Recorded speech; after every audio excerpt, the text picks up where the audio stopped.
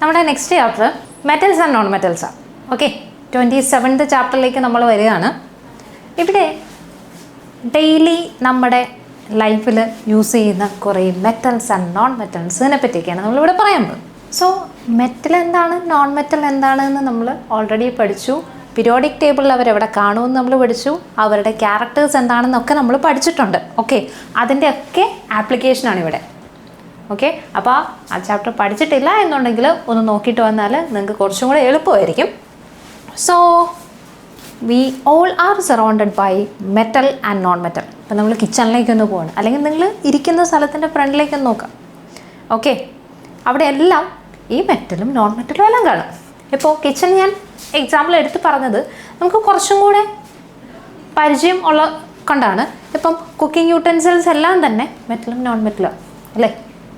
Cast iron then aluminium ഒക്കെ നമുക്ക് കാണാൻ പറ്റും. സോ ഇതൊക്കെ നമ്മുടെ ലൈഫിൽ മെറ്റൽസും നോൺ മെറ്റൽസും ഒക്കെ എത്രത്തോളം ഇമ്പോർട്ടൻസ് ആണ് എന്നുള്ളത് ഈ ഒരു കാര്യം കൂടെ നമ്മൾ മനസ്സിലാവുമല്ലോ. കാരണം നമ്മുടെ വീട്ടിൽ ഒഴിച്ചുകൂടാൻ പറ്റാത്ത ഒരു സ്ഥലമാണ് കിച്ചൺ. അപ്പോൾ അവിടെ ഉപയോഗിക്കുന്ന സാധനങ്ങൾ അതിനേക്കാളും ഇമ്പോർട്ടൻ്റ് ആണ്. ഓക്കെ, അപ്പോൾ നമുക്ക് ഓരോന്നോരോന്നായിട്ട് നോക്കാം. സോ നമ്മുടെ കിച്ചൺ യൂട്ടൻസിൽസിൻ്റെ അകത്ത് മിക്കതും അയൺ, അലുമിനിയം, സിങ്ക്, കോപ്പർ ഇതൊക്കെ വെച്ചിട്ടാണെന്ന് നമുക്കറിയാം.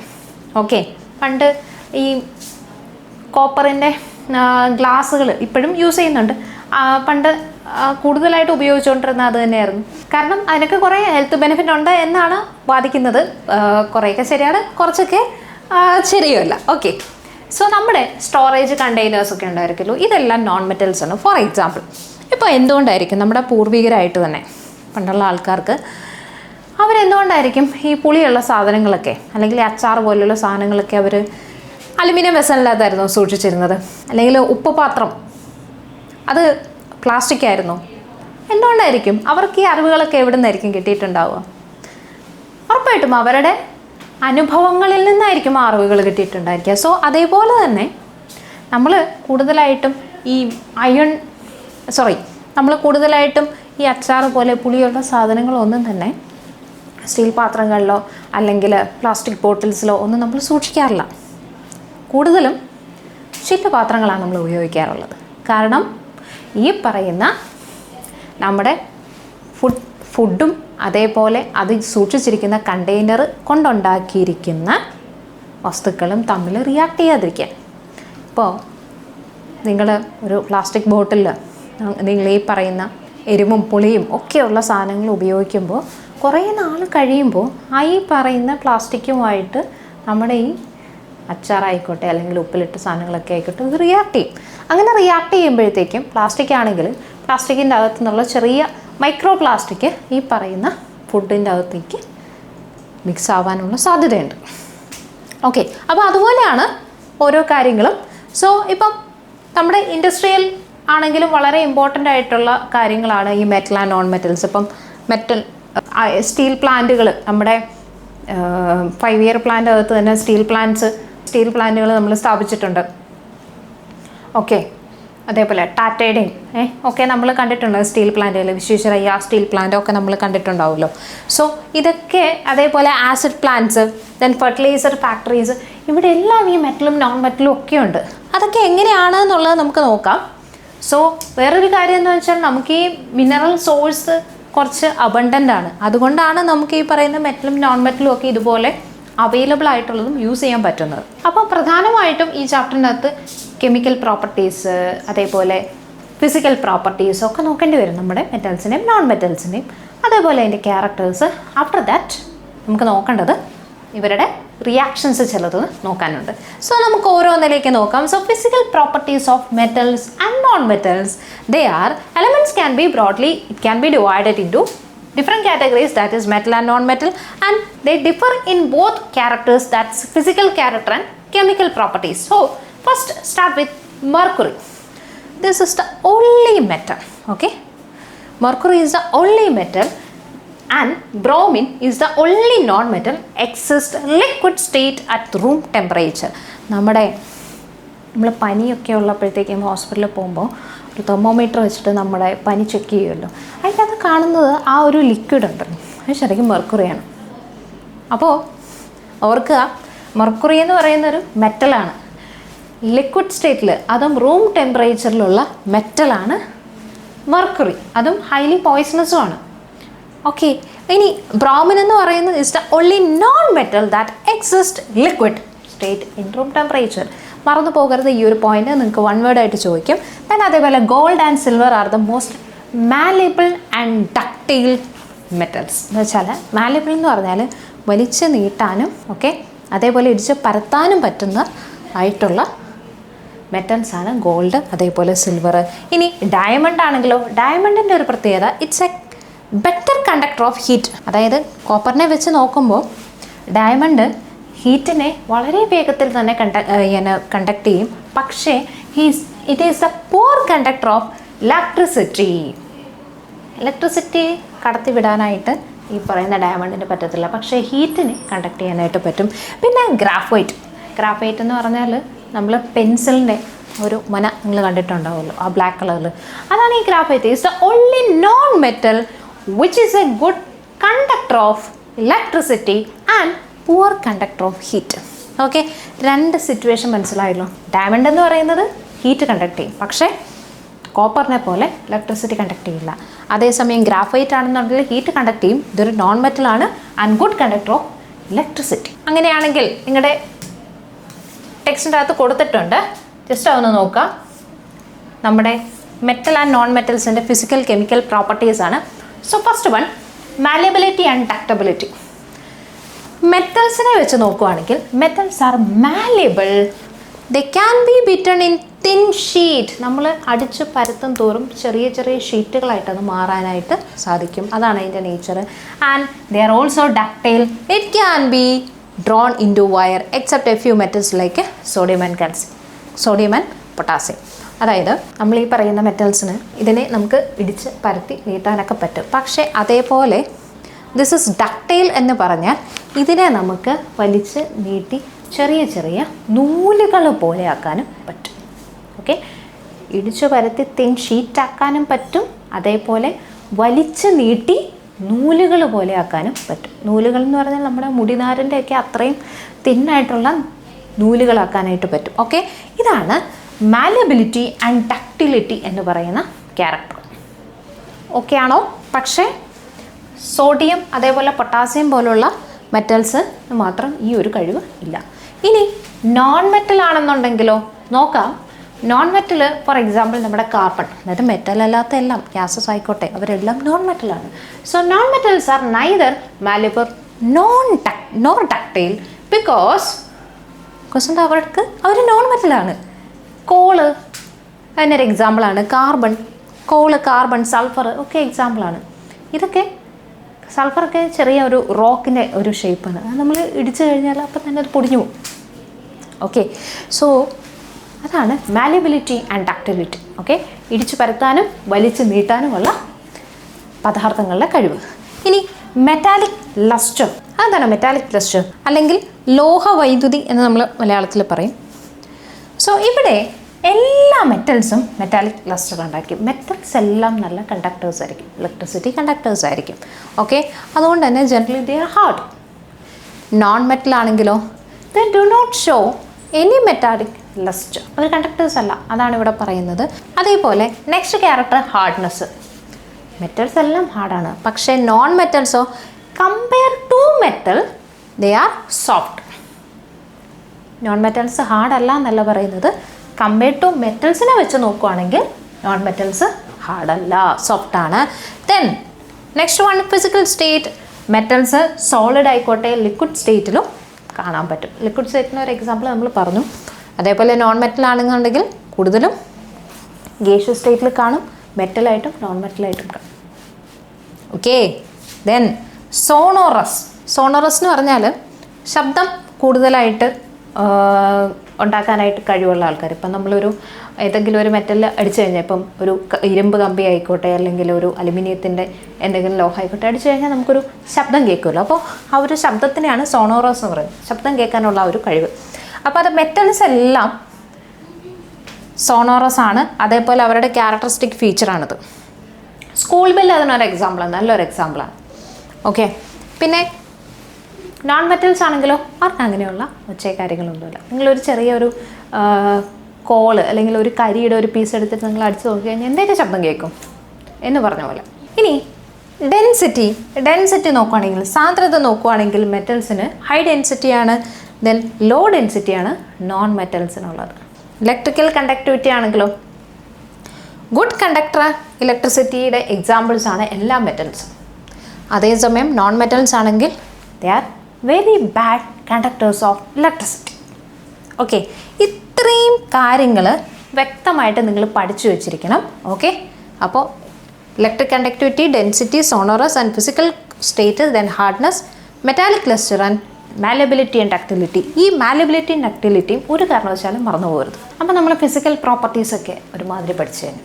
ഇനി നമുക്ക് കെമിക്കൽ പ്രോപ്പർട്ടീസിലേക്ക് നോക്കാം. മെറ്റൽസിനും നോൺ മെറ്റൽസിനും പല രീതിയിലാണ് കെമിക്കൽ പ്രോപ്പർട്ടീസ് ഉള്ളത്. So metals are electropositive. Okay, കാരണം മെറ്റൽസിൻ്റെ ഔട്ടർമോസ്റ്റ് ഷെല്ലിൽ എപ്പോഴും 1, 2, 3 ഇലക്ട്രോൺസ് ഉണ്ടായിരിക്കും.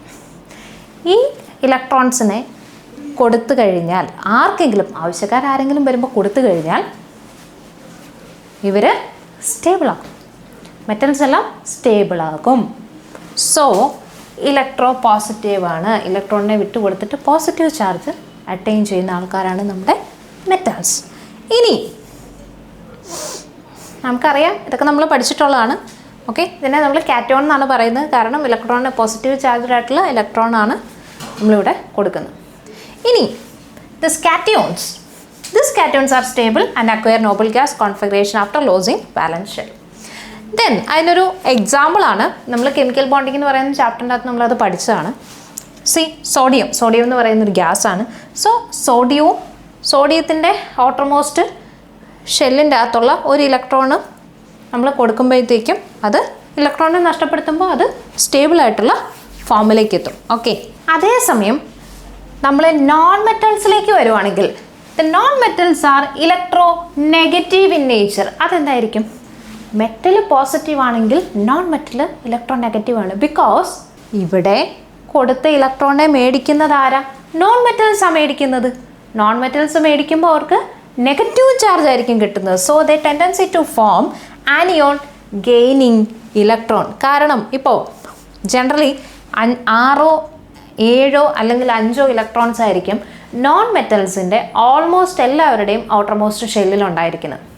അപ്പോൾ അവർ ഔട്ടർമോസ്റ്റ് ഷെല്ല് കംപ്ലീറ്റ് ചെയ്യാൻ, ഒക്ടക്റ്റ് കംപ്ലീറ്റ് ചെയ്യാനായിട്ട് എവിടെ നിന്നെങ്കിലും കടം മേടിക്കും. സോ അങ്ങനെയാണ് ഇവർ ഇലക്ട്രോ നെഗറ്റീവായിട്ട് മാറുന്നത്. ഓക്കെ, കഴിഞ്ഞിട്ടില്ല, നമ്മൾ ഓരോന്നോരോന്നായിട്ട് നോക്കുകയാണ്. ഇവരുടെ മെറ്റൽസിൻ്റെ കെമിക്കൽ പ്രോപ്പർട്ടീസ് നോക്കുകയാണ്, ഓരോന്ന് സെപ്പറേറ്റ് നോക്കാം. ഇവിടെ മെറ്റൽസ്, ഓക്സിജനുമായിട്ട് മെറ്റൽസ് റിയാക്ട് ചെയ്യുമ്പോൾ ഇവിടെ എന്താ സംഭവിക്കുന്നതെന്നറിയാം, നോക്കാം. ഫസ്റ്റ് നമ്മൾ ഓക്സിജനുമായിട്ട് മെറ്റൽസ് റിയാക്ട് ചെയ്യുമ്പോൾ ഓക്സൈഡ്സ് ആണ് ഫോം ചെയ്യുന്നത്. നമ്മൾ പഠിച്ചിട്ടുണ്ട്, ഓക്സിജന് ഇതേപോലെ കമ്പൈൻ ചെയ്ത് ഓക്സൈഡുകളാവാനുള്ള ഒരു കപ്പാസിറ്റി ഉണ്ട്. So the reaction takes place without heating as in sodium and calcium or potassium. Then whether some metals react with oxygen on heating form oxides. ഇതാ നോക്കിക്കേ, സോഡിയം. ഈ സോഡിയം ഓക്സിജൻ എന്ന് പറയുന്ന ഗ്യാസും, സോഡിയം ഇവിടെ സോളിഡ് സ്റ്റേറ്റിലും and oxygen in gaseous state, that react to form Na2O. ഇതൊരു ചെറിയൊരു മിസ്റ്റേക്കാണ്, നിങ്ങളൊന്ന് എക്സ്ക്യൂസ് ചെയ്യുക. Na2 ആയിരിക്കും ഉണ്ടാകുന്നത്. ഓക്കെ, അതായത് 2Na2O. ഓക്കെ, ഇതായിരിക്കും ഇവിടെ ഫോം ചെയ്യുന്നത്. ഇനി ഇപ്പുറത്ത് നോക്കാം. O2 ആണേ. ഈ മഗ്നീഷ്യവും ഓക്സിജൻ ഗ്യാസും കൂടെ കമ്പൈൻ ചെയ്യുമ്പോഴത്തേക്കും 2MgO ആണ്, മഗ്നീഷ്യം ഓക്സൈഡ് ആണ് ഇവിടെ ഫോം ചെയ്യുന്നത്. ഇവിടെയാണെങ്കിൽ കാൽസ്യം ഓക്സൈഡ് ആണ് ഫോം ചെയ്യുന്നത്. Then oxides of metals are basic in nature. Basic നേച്ചറും അസിഡിക് നേച്ചറും നമ്മൾ പഠിച്ചിട്ടുണ്ട്.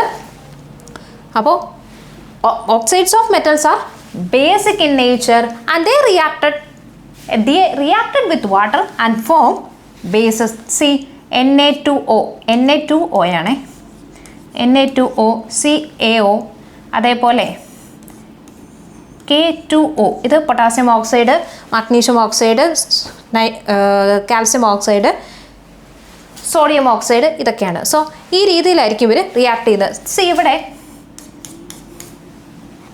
നോക്കിക്കേ, ഇവിടെ അലുമിനിയവും അതേപോലെ ഓക്സിജനും തമ്മിൽ റിയാക്ട് ചെയ്യുന്നു. റിയാക്ട് ചെയ്യുമ്പോഴത്തേക്കും കിട്ടുന്നത് 2Al2O3 അലുമിനിയം ഓക്സൈഡാണ്. നമ്മൾ ഈ ഇക്വേഷൻ ബാലൻസ് ചെയ്യുന്ന കാര്യങ്ങളൊക്കെ പഠിച്ചതാണ്. നിങ്ങളത് ഇവിടെയും പ്രാക്ടീസ് ചെയ്ത് നോക്കുക. ഈ 1-2 എക്സാമ്പിൾ, അതായത് കെമിക്കൽ പ്രോപ്പർട്ടീസ് ഓഫ് മെറ്റൽസ് ചോദിച്ചാൽ അതിന് ഓക്സിജനുമായിട്ടുള്ള മെറ്റൽസിൻ്റെ റിയാക്ഷന് ഒരു എക്സാമ്പിൾ ഏതെങ്കിലും എളുപ്പമുള്ളത് നിങ്ങൾ പഠിച്ചു വയ്ക്കുക. ആ രീതിയിൽ ഇത് പഠിച്ച് മാറേണ്ടത്. ഓക്കെ, അതേപോലെ തന്നെ കൊടുത്തിരിക്കുന്നതാണ്. നേരത്തെ നമ്മൾ ഓക്സിജനുമായിട്ട് റിയാക്ട് ചെയ്യുന്ന കാര്യങ്ങൾ പറഞ്ഞു. ദെൻ അതേപോലെ oxides of aluminium, zinc, tin, okay, iron, ഇതെല്ലാം ഇവിടെ കൊടുക്കുന്നുണ്ട്. ഇതെല്ലാം ആംഫോട്ടറിക് ഇൻ നേച്ചർ, അതായത് ഇവർ ആസിഡ്സിൻ്റെ പ്രോപ്പർട്ടിയും ബേസസിൻ്റെ പ്രോപ്പർട്ടിയും കാണിക്കുന്ന ആൾക്കാരാണ്. അതുകൊണ്ടാണ് ഇതിനെ ആംഫോട്ടറിക് എന്ന് പറയുന്നത്. അതായത് oxides of aluminium, zinc, tin ഇവരെല്ലാവരും ആംഫോട്ടറിക് ക്യാരക്ടറിസ്റ്റിക് ആണ് കാണിക്കുന്നത്. ഇവർ ആസിഡുമായിട്ടാണ് മെറ്റൽ റിയാക്ട് ചെയ്യുന്നതെങ്കിൽ എന്താ സംഭവിക്കുക?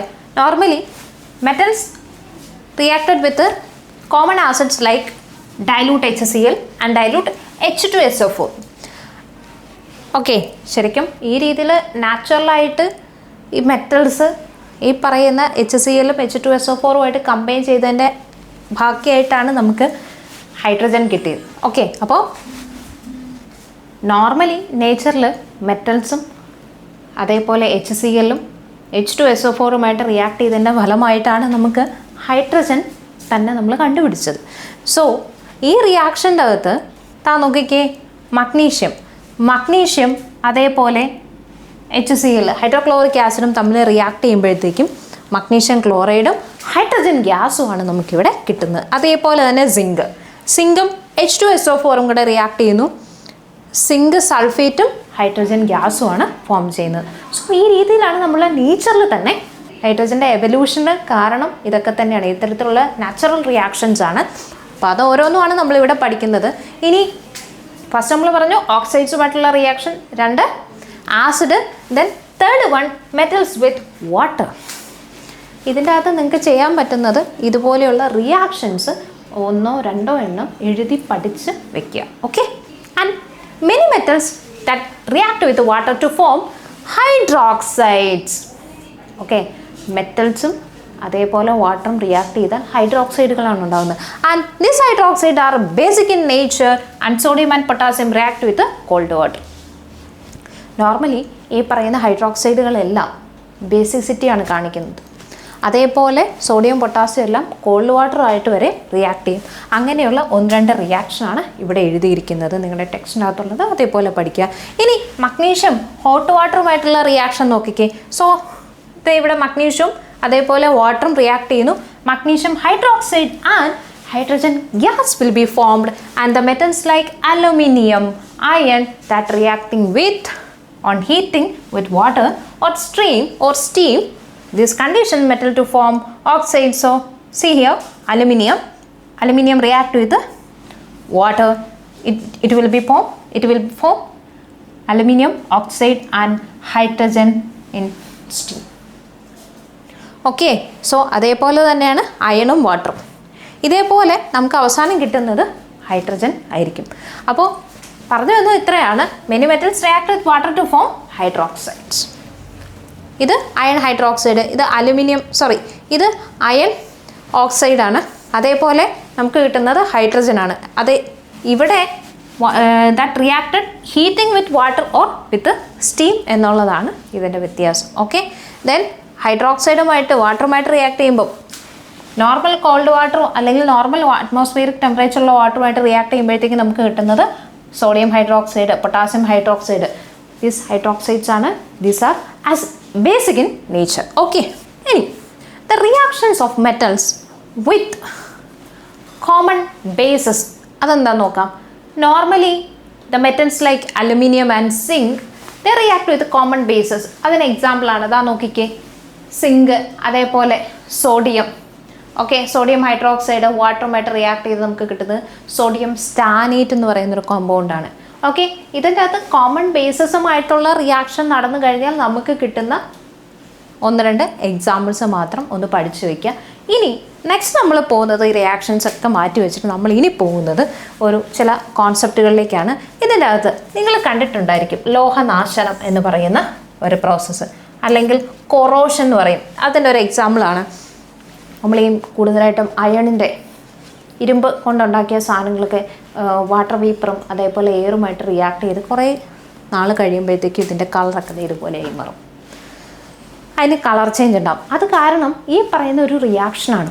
Okay, and the metals they are reacted in air and to form their oxides. Okay, metal അന്തരീക്ഷത്തിൽ ഉള്ള പാർട്ടിക്കിൾസ് ഒക്കെ ആയിട്ട് റിയാക്ട് ചെയ്യും. അതിൻ്റെ ഭാഗമായിട്ട് ഓക്സൈഡുകളുണ്ടാവും. And these oxide formation tendency of metals that affect their physical and chemical properties. ഈ പറയുന്ന കൊറോഷൻ എന്ന് പറയുന്ന ലോഹനാശനം എന്ന് പറയുന്ന ഈ ഒരു പ്രോസസ്സ്, ഈ oxides they form the tendency of metals and affect their physical and chemical properties. And നമ്മൾ ചിലപ്പോഴൊക്കെ കാണാറുണ്ട് ഒരു കോപ്പർ കൊണ്ട് ഒക്കെ ഉണ്ടാക്കിയിട്ടുള്ള ഏതെങ്കിലും യൂട്ടൻസിലോ അല്ലെങ്കിൽ എന്തെങ്കിലും സാധനം വെച്ച് നോക്കുകയാണെങ്കിൽ അതിൻ്റെ പുറമെ ഒരു ക്ലാവ്, ഒരു ഗ്രീൻ കളർ. സോ ആ ഗ്രീൻ കളറിൻ്റെ കാരണം ഇത് ആ ഗ്രീൻ കളർ ഇവിടെ ഫോം ചെയ്യുന്നത് തന്നെ that's leading to formation of copper oxide. ഓക്സൈഡുകളുമായിട്ട് കോപ്പർ റിയാക്ട് ചെയ്യുന്നതിൻ്റെ ഭാഗമായിട്ടുണ്ടാകുന്നതാണ്. And finally that converted to basic copper carbonate on its surface due to its oxidation. Oxidation process ഈ കോപ്പറിൻ്റെ സർഫസിൽ നടന്നതിൻ്റെ ഭാഗമായിട്ടാണ് ആ ഒരു ലെയർ അവിടെ ഫോം ചെയ്തിരിക്കുന്നത്. And all this process of oxidation of metals is known as corrosion. അപ്പോൾ ഈ രീതിയിൽ മെറ്റൽസിൻ്റെ സർഫസിൽ ഓക്സിഡേഷൻ നടക്കുന്ന ഈ ഒരു പ്രോസസ്സാണ് കൊറോഷൻ, ലോഹനാശനം. And let us once again learn about the corrosion various methods to prevent.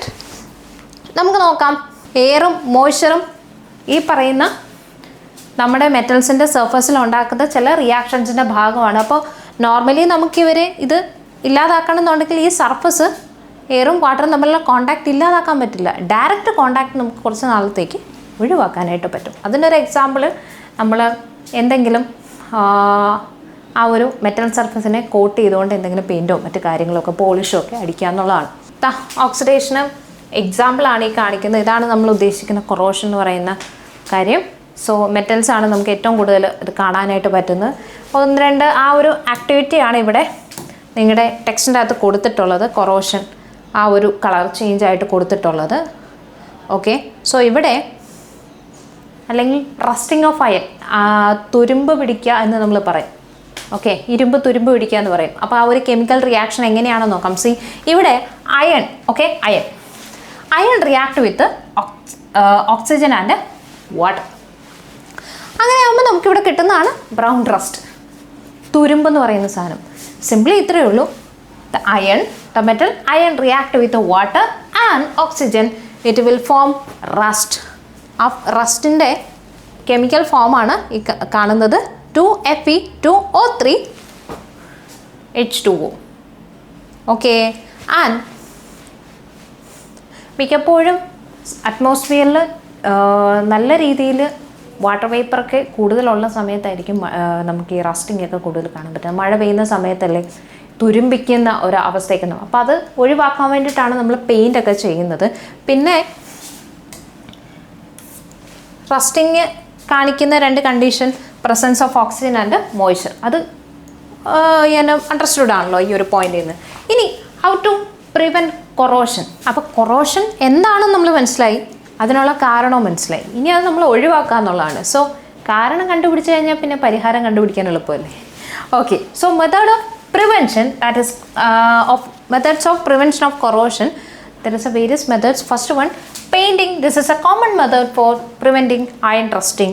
അല്ലേ, കാരണം അയൺ ഈ പറയുന്ന പെയിൻറ്റ് ആ ഒരു മെറ്റലിൻ്റെ സർഫസിൽ ഒരു കോട്ടിങ് പോലെയാണ് അവിടെ ആക്ട് ചെയ്യുന്നത്. സോ ആ കോട്ടിങ് അവിടെ ഉള്ളത് കൊണ്ട് തന്നെ ഈ പറയുന്ന എയറും വാട്ടറും ആയിട്ട് ഈ മെറ്റൽ റിയാക്ട് ചെയ്യാനുള്ള സാധ്യത അവിടെ മങ്ങുന്നു. പിന്നെ ഓയിലിംഗ് ആൻഡ് ഗ്രീസിങ് ഒരു കാരണമാണ്. അതേപോലെ ഓയിൽ യൂസ് ചെയ്യും. ഇതും ഈ പറയുന്ന റസ്റ്റിങ്ങിൽ നിന്നും കുറേ നാളത്തേക്ക് നമ്മളെ ആ റസ്റ്റിംഗ് എന്ന് പറയുന്ന ആ ഒരു പ്രോസസ്സിൽ നിന്നും കുറേ നാൾ മാറ്റി നിർത്തും. അതായത് ഈ മെഷീൻസിൻ്റെയൊക്കെ അയൺ പാർട്സ്